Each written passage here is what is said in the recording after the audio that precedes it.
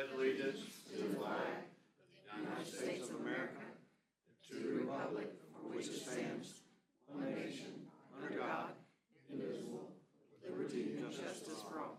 Thank you. First item on the agenda is citizens to be heard. Do we have any citizens to be heard? I have two requests to speak on particular items on the agenda. If not, we'll go to the next thing. We have got a proclamation dealing with Seafair. Do we have anybody from the chamber here? Okay.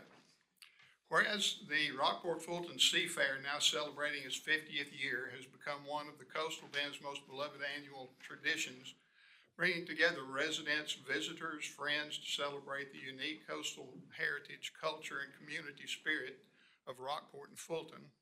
And whereas the first Seafair was held in 1975 as a way to highlight the area's thriving fishing industry, maritime history, and coastal lifestyle, and has since grown into a signature festival attracting thousands of attendees from across Texas and beyond. And whereas over the past 5 decades, Seafair has showcased the best of our community through live entertainment, delicious seafood, arts and crafts, a carnival, parades, contests, family-friendly activities, while also generating important economic benefits for local businesses and tourism. And whereas the Rockport-Fulton Chamber of Commerce, its volunteers, sponsors, and community partners have worked tirelessly year after year to preserve this tradition, ensuring Seafair remains a celebration of both our past and our future. And whereas the 50th annual Rockport-Fulton Seafair, scheduled for October the 2nd through 5th, 2025, marks a milestone achievement honoring the dedication of generations who have contributed to its success, providing an opportunity for the entire community to join together in pride and celebration. Now therefore be it resolved that I, Tim J. Rowe, Mayor of the City of Rockport, Texas, proudly proclaim that the October 2nd through 5th, 2025 is 50th Annual Rockport-Fulton Seafair, and encourage all citizens and visitors to participate in this special celebration. In witness whereof, I've hereunto set my hand and caused the seal of the city to be affixed on this 23rd day of September, 2025. Is anybody representing the Seafair here? We'll have this form when they get around to come and get it. Next item on the agenda is consent agenda. Following items may be acted upon in a single motion. No separate discussion or action on any of these items will be held unless pulled at the request of a member of the city council. I wish to remove any of these. I have a motion. I make a motion to approve the agenda, the consent agenda. I have a motion. I'll second. Have a motion and a second. Any further question? Not, we'll call for a vote. Ward 1. Aye. Ward 2.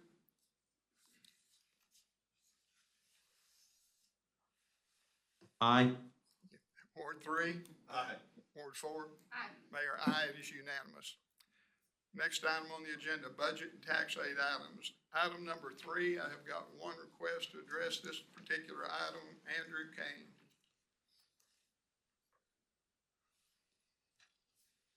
Thank you, Mayor, Council. Andrew Kane, 2106 Lakeview Drive. Today we're looking at borrowing another $5.1 million as tax notes as on the agenda to meet some needs or improvements in the city.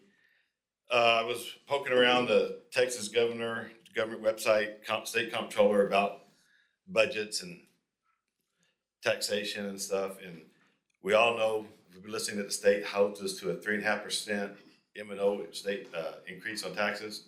And I've been saying the whole time long, we're borrowing, taking expenses out of M&O, sliding over to INS to get around it. That's why we got 68% 4-year tax increase. But reading on this, why did the state legislature not limit the INS side of the tax rate? And this is right off comptroller.texas.gov. It says the debt service portion of the overall tax rate may rise as high as necessary without triggering an election to approve the tax rate, because most debt is already approved by voters in bond elections. We're going over 40 million here for 10,000 people. There's not a penny in our debt that's been approved by voters in bond elections. Why is that? Why do we just do these payday loans? We never take anything to the citizens for approval. You know, I'm part of this, let us vote on it. I've heard from y'all that y'all feel the citizens will approve these things, right? Y'all said these are projects that the citizens want. Well, I'll challenge y'all next year, let the citizens vote on it, prove it. You know, you're saying that they approve these expenditures, let us vote. Thank you. All right, the item number 3 is consider approval on the first and only reading of an ordinance. We have information from city manager this time. Mayor, we're gonna need to pull that, agenda item off of this agenda. I had sent you some information about it earlier in the week as to what the plan was, but I've also asked Mr. Henderson to give us a kind of a verbal explanation, just to make sure that everybody's on the same page and knows what we're doing going forward. So Bob will give us that, and then if you have any questions, we'll answer them, but we are removing that item from the agenda tonight. Okay. Mr. Henderson. Thank you, Mayor, members of council. For the record, my name is Robert Henderson. I'm Managing Director with RBC Capital Markets, and we have the honor and the privilege of acting as the city's financial advisor with respect to the issuance of debt to fund public infrastructure. The reason the city manager has requested this item be pulled is that we've had some difficulties, as I'm sure you remember from the meeting of September the 9th, where we have not been able to get a completed audit from your outside auditor for the most recently ended fiscal year. And without that audit, we're not going to be able to sell the debt, because obviously the investors that are going to want to see that. So at such time that we do have an audit, or at least a substantial draft of the audit, we can go out and solicit bids, we will be able to do so at that time. Subsequent items on this agenda were contingent upon, at least originally, on the sale of this debt in order to levy the INS tax rate to meet the debt service. We cannot levy a tax in anticipation of debt, a well-known fact in the state of Texas. So what we have done is, in writing, we have notified Anna Marshall, the county tax assessor and collector, of the city's intent to reallocate the source of payment for the debt service on the 2017 general obligation bonds. So what will happen is that the INS tax rate that is anticipated to be adopted in subsequent items will remain the same, but instead of paying off the 2025 tax notes, they will be used to pay off the 2017 general obligation bonds. What will happen later in the year when we are able to sell the tax notes is that money that has otherwise been allocated to pay those 2017 bonds from the utility system will be transferred to the INS account at that time, and the 2025 bonds, if and when the council decides to issue those, will be able to be paid as those. So money is fungible. We have gotten, per the city manager's directive, a written confirmation from the city's bond attorney, McCall, Parkers and Horton, that this plan is legal and not uncommon at all. So I'm happy to answer any questions that you might have. Questions, council?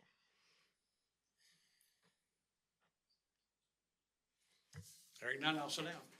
Thank you, appreciate it. Passing item number 3. Item number 4 is an informational matter that lets you know that items number 5 and 6 are subject to being recorded and kept where you have access to them online, and the e-address is in this particular document. You can get that with the agenda for the meeting that's back there. It's very long. I won't read it to you.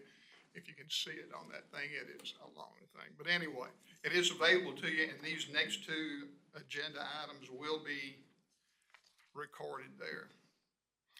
Item number 5, Mr. Kane.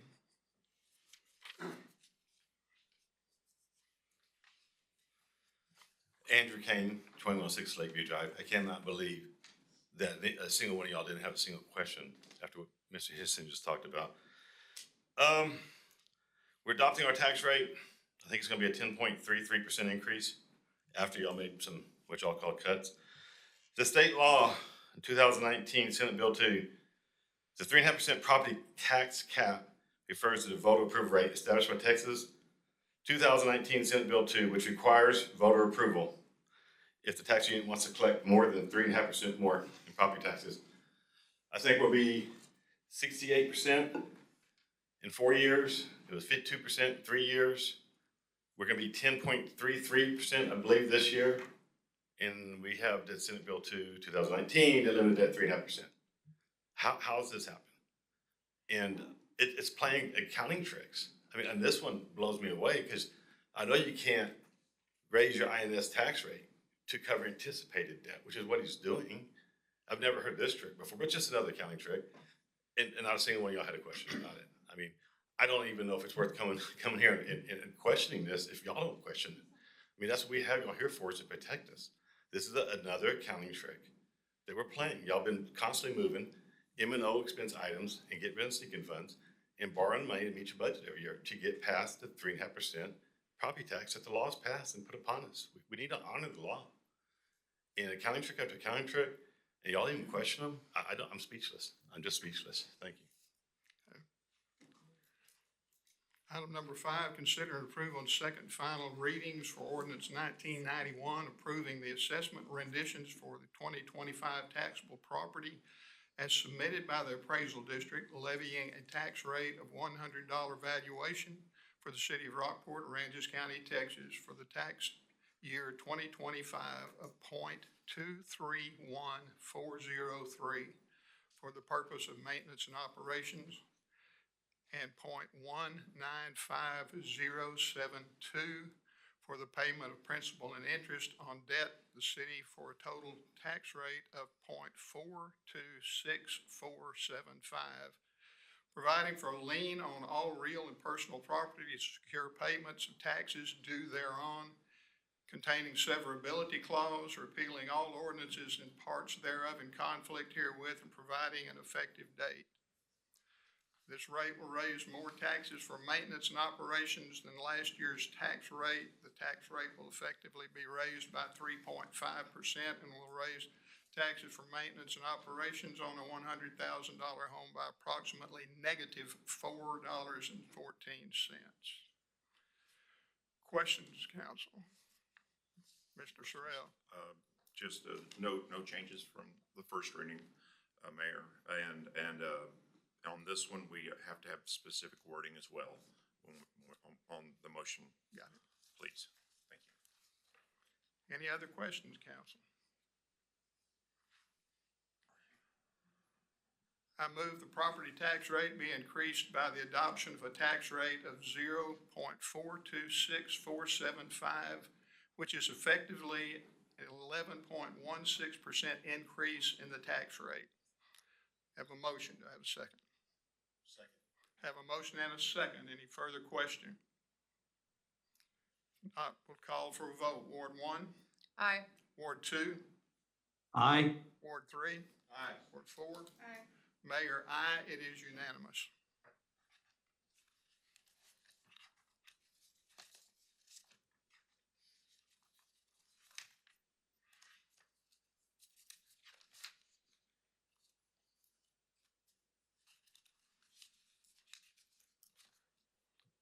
Item number 6, consider approval of the ratification of the 2025 approved property tax increase to support the fiscal year 2025-2026 approved budget and capital improvement plan.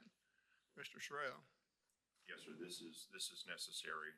After the second reading, then it requires a ratification per Texas law, please. Council, what's your pleasure? I move to approve the ratification of the 2025 approved property tax increase to support the fiscal year 2025-2026 approved budget and capital improvement plan. Have a motion. Do I have a second? I'll second. Have a motion and a second. Any further question?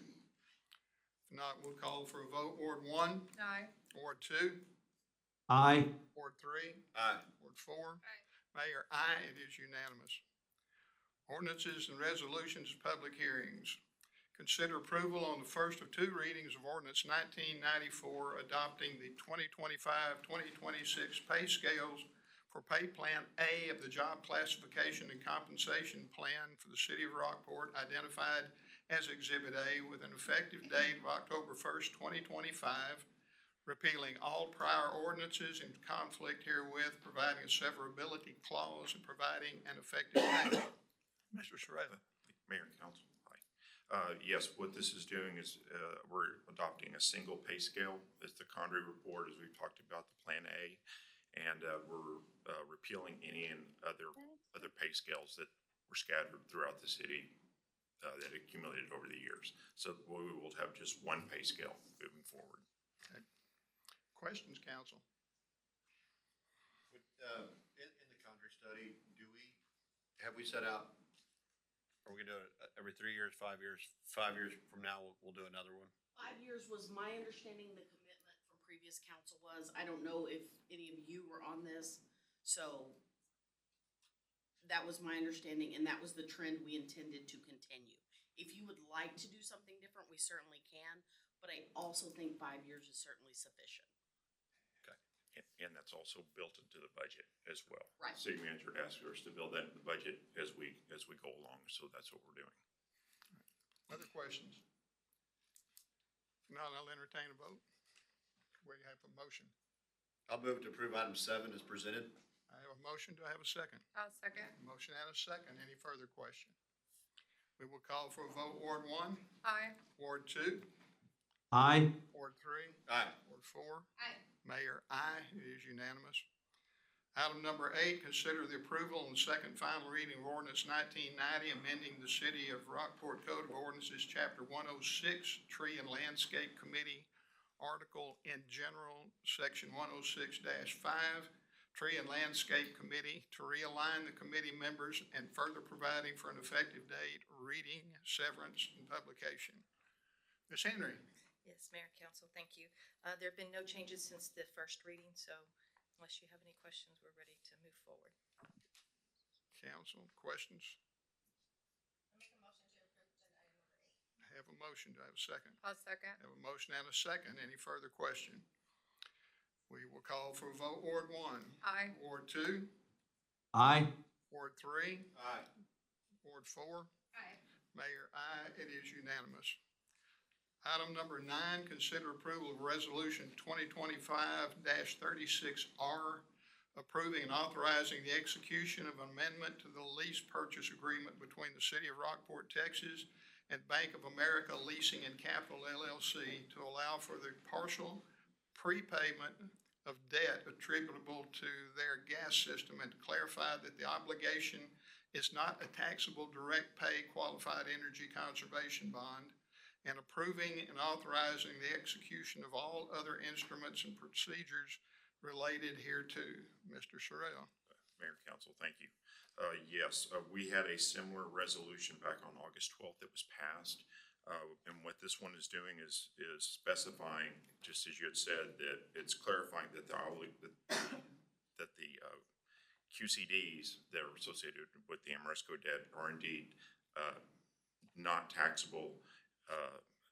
They are not a taxable direct pay qualified conservation bond. That's really what this is doing. Okay. Yes, sir. All right. Questions, council? Make a motion to approve agenda item number 9. I have a motion. Do I have a second? I'll second. Motion and a second. Any further question? We'll call for a vote. Ward 1. Aye. Ward 2. Aye. Ward 3. Aye. Ward 4. Aye. Mayor, aye. It is unanimous. Item number 10, consider approval of resolution 2025-37R, appointing 2 members and reappointing 2 members for the 3-year term of the Tree and Landscape Committee. Ms. Goodwin. Since we did this resolution, we found out that Laura is not interested or is not able to serve another term. So right now, we have 1 that needs to be reappointed and 2 that we have 2 openings. So instead of, we're gonna have to fill a vacancy for Laura. So currently, we have 3 applications in your packet and we have 3 openings. Questions, council? And what are the 3 names? I know it's Kendall Keys, Sandy Swanson, and Nancy Bolting. Yes. Okay. I make a motion to approve those vacancies. Have a motion, do I have a second? I'll second. Motion and a second. Any further question? Call for a vote, Ward one, Aye. Ward two, Aye. Ward three, Aye. Ward four. Aye. Mayor, aye, it is unanimous. Other action items and updates, consider approval on a special event temporary sign banner as approved by TxDOT and requested by Peacemakers by the Bay Quilt Guild to be displayed from December 31st, 2025 through January 31st, 2026 on Business 35 near Walmart. Ms. Goodman? So this is my first application to banner application. And so the Bay Quilt Guild actually brought in a signed permit from TxDOT. And the ordinance says that you just have to approve it, and then they pay to have it hung up. Questions, council? I assume this is similar to the one we do for Oyster Fest and Seafair, other banners we've previously approved. Yep, we used to have one for Hummingbird and Seafair. We haven't seen those either, but it's the same type of thing. Now I move to approve item 11 as presented. I have a motion and a second. Any further question? Call for a vote, Ward one, Aye. Ward two, Aye. Ward three, Aye. Ward four. Aye. Mayor, aye, unanimous. Number 12, consider providing directions regarding Senate Bill 1494, passed during the 89th legislative session, which allows political subdivisions to move their general election to November during odd-numbered years. Mayor and council, when we had our our charter review committee, one of the things that they wanted on the ballot was that if the window to move municipal elections that were in May to November ever opened up again, that council would have an opportunity to vote to do that. It doesn't say you must, you will, I believe it says, in fact, may. But, so we need to make a decision. If you would like to pursue moving our election to November, then I will take that direction and work up the appropriate paperwork. If you would like to leave it when it is, then we'll go forward, and I don't believe you're in violation of the charter. Council? Two things, would that move any future bond elections as well to a November election versus a May election? Those are already on the November elections, I believe. Any and all bond Bond elections are all special elections, and they would be unaffected by this change. Okay, be unaffected, okay. And this would potentially offer some savings to the city in elections. We would be in a bigger pool, I guess. Be in a bigger pool, there would be savings. Well, if I might say something on that, what this does is that this moves your elections to odd-numbered year elections. Okay, the elections for where you would combine with county elections or state elections are all held in even year elections. This would only move you to odd-numbered year elections. So it's questionable as to whether there would be any real savings there by making that movement. Excellent point. I guess the only thing would be the county, if the county's on their 4-year terms as well, right? Their commissioners' courts on 4-year terms. And they have odd year elections, so it'd be sharing election with them. Would the school board have to make the same move? Or No, should this will only affect us. just trying to think about cost savings for elections If it only changed on odd-numbered years, I suppose we'd have them in May 1 year and 2 years later have them. Yeah, would we have a May election in even number years and then a November would. election would be? May, November, and then even just. Personally, it sounds like it would be much simpler to have them the same date every year, whether it's even or odd or whatever, from my opinion. I don't think that there's a huge benefit. And we still have the option of pulling election if not necessary, as we did this year. Right. If So, there's nobody running. but at least with it there, we have the option to utilize it if needed. Correct? For your seats, you're saying we have the option still? Well, like, we didn't have to hold an election this May. So the November election has always been available to us for special elections. Mhm. So say you needed to fill a seat, you could put that on the November ballot. But as far as just our regular general elections, We if you still leave hold every them, May. they stay. You can't pick. I don't think it really I think my thoughts would be, let's hold off on this for now. We're gonna need to make some charter amendment changes with our terms anyway, with a 4-year term and a 10-year maximum. So maybe we burn this bridge with that one. Bring a charter committee back up, and No, I don't think it makes much difference. that's just my thoughts, but I'm open.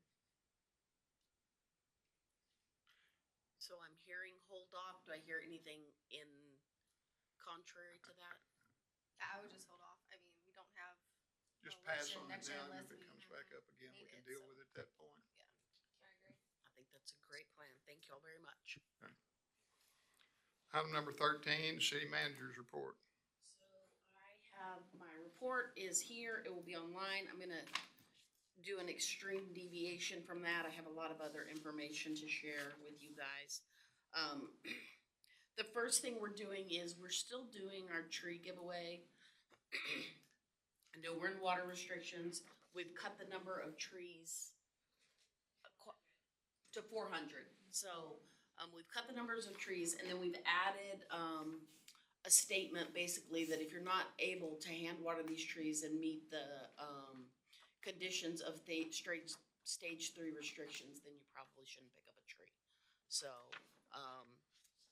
cut the number down significantly, still being cognizant of the restrictions. We didn't wanna cancel it. That's kind of our Arbor Day event, but, knowing that there's restrictions in place on that. So then the other thing is we wanna talk about water. The first thing is there's a proposition on the November ballot for the state to secure a funding stream for water resources. I'll let Todd Hunter talk about that. He's the pro there. But we have an EDC meeting in November, and they're having Travis Pruski. He will be speaking on the Harbor Island desal. He's the COO of Nueces River Authority. So that would be a very good place for us to go and learn about what they're doing. And then for the EDC summit in January, we are getting together a water panel, and we're trying to get a speaker from kind of each sector, desal, the city of Corpus, the Say it, Pat. yeah, the Sampat Water Authority. So we're trying to diversify that panel so we can get, everybody on there. That's January. I realize that we have probably more pressing concerns between now and then. I think I read this morning the lakes are like 12%. It's not our only source of water. I did talk to Brian Williams at Sampat today, not talk, email. He said Corpus is focusing on very short-term solutions, so he doesn't have much of an update right now for us. I know you guys had asked for, I think Councilmember Hatman said options. I want to be clear that not being in the treatment business, our options of going off on our own are limited. So options look to us like laying a big pipeline from another source, which is going to be very difficult because no one's willing to give up their water. It's a precious resource everywhere. And then if we were to get into the treatment business, we're looking somewhere around a $5 to $7 million investment. Now keep in mind that can go either way very quickly, depending on the quality of the water, the amount. We have to blend it with what we have. So that's a very big investment. So I think our best option right now is to say appraise of what everybody else is doing and offer as much support as we can to everyone else, unless you guys want to make that big of an investment, which we can certainly go to the Water Development Board and ask for a low interest loan to process water, but then we've got to find a source. The Evangeline aquifer is what would be our nearest aquifer. That is the same cup everybody else is dipping their straw in. It won't last forever. There's probably more educated water experts than me, but that's kind of the information that I've been able to pull together. We're still following what everybody's doing. I heard about a mayor's coalition for everybody this side of the bridge. We're gonna try to jump in on that and see if we can collectively work with them. If anybody else is looking for water, Portland, Aransas Pass, Ingleside, and those groups, so we'll jump on that group, and see if we can't gather information from that. Do you have any questions at this point? Yes, No. I do. Yes, sir. When you mentioned the option of going the treatment route, and the Evangeline, if I'm using the right pronunciation there, aquifer access for us, is that the wells that are currently in the city of Rockport that are dormant? Is that what we're, again, considering as using, is reopening those wells, or going, do they tap into the Evangeline? Great, good question. So I'm not sure if they're deep enough to get into the Evangeline, but I have spoken with the previous public works director, and he said that is not gonna be an option. One, those wells are concreted and closed in, and his feeling is that the water coming out of that would never be treatable to a TCEQ standard. I would probably venture to guess that those are more shallow wells and don't necessarily go to the Evangeline. Again, I'm not the water expert. You gotta get a hydrologist and all of that. I'm just gathering information right now, but opening our plugged wells is not an option. And We would just drill a new one. we would have to drill something new, and then when you go into that, you have to drill a test well, a couple $100,000. You have to get the water tested, see where it's gonna go. If we get it treated, then we have to blend it with what we're selling. It's a long-term, multi-million-dollar proposition. I am not saying saying no, or I'm not trying to deter you from it. I'm just trying to be realistic about what we're looking at. I think other entities have a bigger pot to pull from to get resources. We're gonna have to pay for it. We're gonna have to pay for everybody else's technology. That's just how that works. So, do we wanna pay for it ourselves, or do we wanna pay for it through other people's research would be, kind of our question. One of the reasons that they had to shut off the wells that we had was they had excessive arsenic in them. Right. And it was not a huge excess, and probably not enough to, my understanding was if you took a rat and they drank a gallon of it every day and lived 200 years, they might die of arsenic poisoning or something like that. But it's still an excessive amount of arsenic in the water, so we would have a problem with those wells. Right. And might have if we dug another one. Yeah. Well, you have to drill a test well. You have to test it. You have to see what you get out of it. You might get something or you might not, but you're in it. You're in it. And then you got to go to build treatment and things like that. Not impossible. Well, I'm sorry, Vanessa. No, go ahead. We have other municipalities around us. I think Lamar was one of them that have some wells. I don't know how deep they are, but it seems like some other municipalities around us. And I know it's not going to supply all of the water for Rockport, but it sure would be a good safety net for the citizens when we see the situation coming out of Corpus Christi with their potential desal and then buying water in other places. I still think it's worth, my opinion is it's worth doing a little more research to see how deep the well would have to be in Rockport. Obviously, you mentioned $5 to $6 million.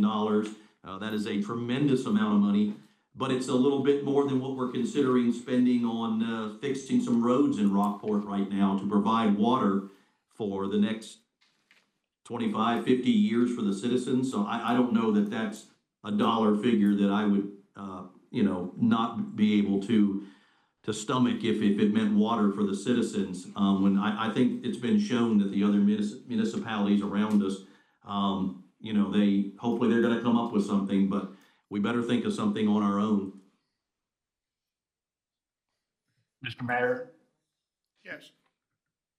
this is getting a little bit further afield than a city manager update. I would suggest that, y'all post this item on a future agenda. Thank you, sir. Good Appreciate it. idea. Thank you.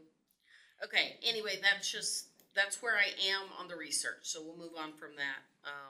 I do wanna touch on our auditor briefly. We're getting dribs and drabs from him. You guys approved a new auditor 2 meetings ago. They're ready to rock and roll as soon as we get some paperwork from him. There's not a lot we can do. We're hoping to get something from him very soon. I'm sure he would like his money. We can't put too much pressure on him or he can't remain independent, I think is what I heard today. So we're really in between a rock and a hard place on this one, but we'll do what we can to keep it coming, and then we'll move away from that as soon as we can as well. Because like I said, the new auditor is, ready to go. That's it. All right. Next item is reports from council.